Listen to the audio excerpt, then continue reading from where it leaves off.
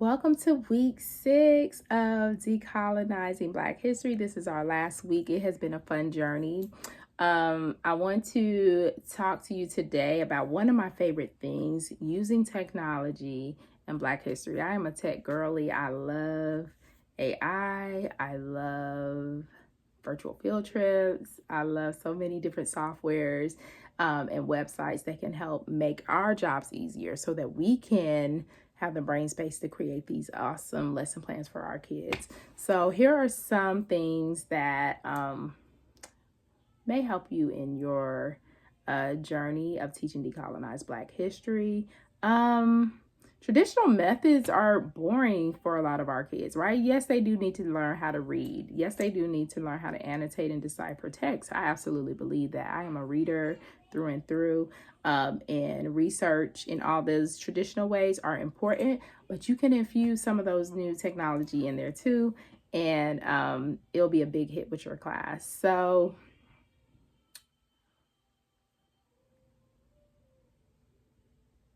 let's see. So we'll start with some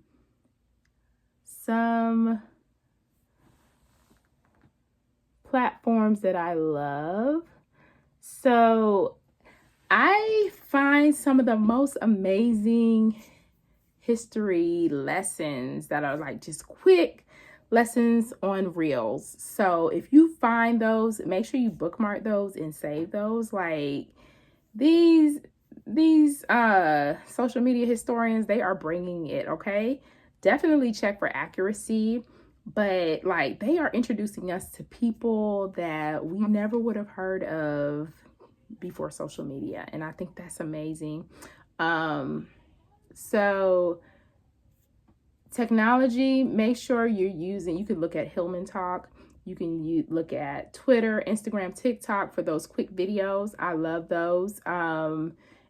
Also, there are so many digital archives.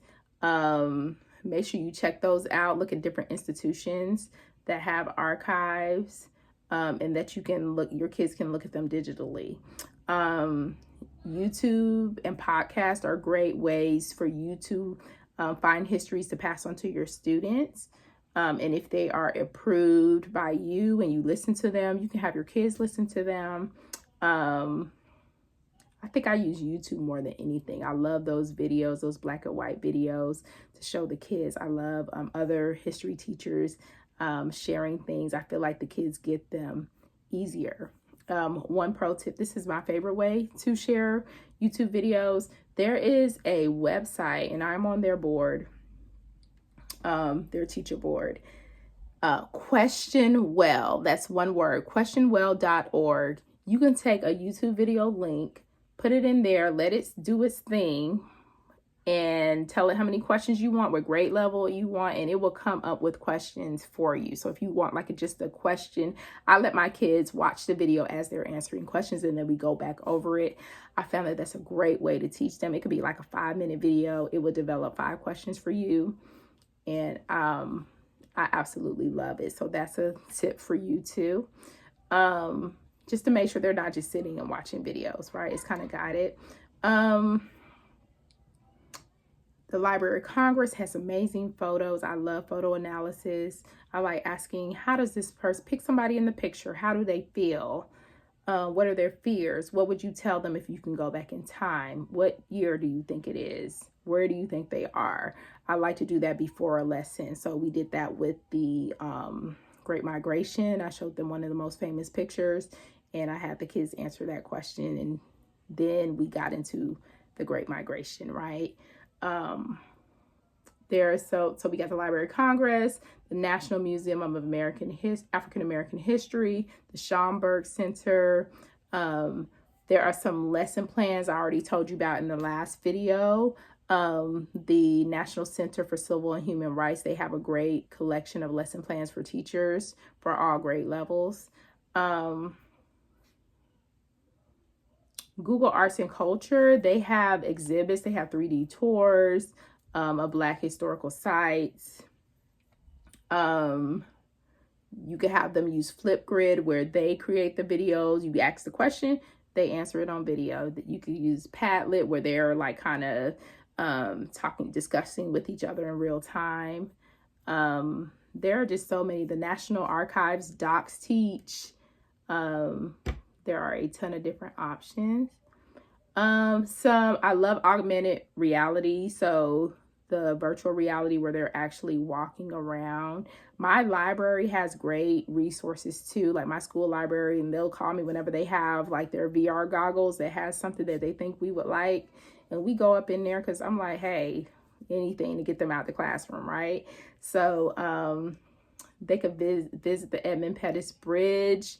You could look up those maybe on YouTube. See what you can find on YouTube. They have VR as well. So even if they don't have the glasses, they could still visit a place, do a 360 view of the place. Let me see. Gamification. I love games to answer questions. I love GimKit, BlueKit. Those are two of my favorites. There's a website called Mission US Fight to Freedom, and it allows them to experience history through role play. Let them create their own games. Let them create their own digital storytelling. Let them create social media campaigns. One thing I like to do, it's blocked for my kids, but if we had the opportunity, I would love it. I like for them to have AI create a conversation between two historical figures. And then I have them analyze the conversation and say, could this be accurate? Could this have happened? What are the main points that they're discussing? Right. And it kind of allows them to analyze like, no, they weren't born in the same time, or no, this person wouldn't have said that because these are their beliefs. Like, these are just some fun things that they can do. What other digital tools? Having them fact check and be good digital citizens. Having them have discussions and teaching them how to have discussions online and being good digital citizens. That's something that's going to help them throughout life. So if there's something that you have used that you absolutely love, let me know. Technology is so fun. Like, they could do so much with it. So this is our last class. It has been amazing. There's some questions for you and some lesson plans for you so that you can build your teacher toolkit. If you have any questions for me or anybody else in the class, let us know. Have a wonderful school year and a wonderful summer, depending on when you're watching this. And I can't wait to hear what amazing things your classes are doing. Bye.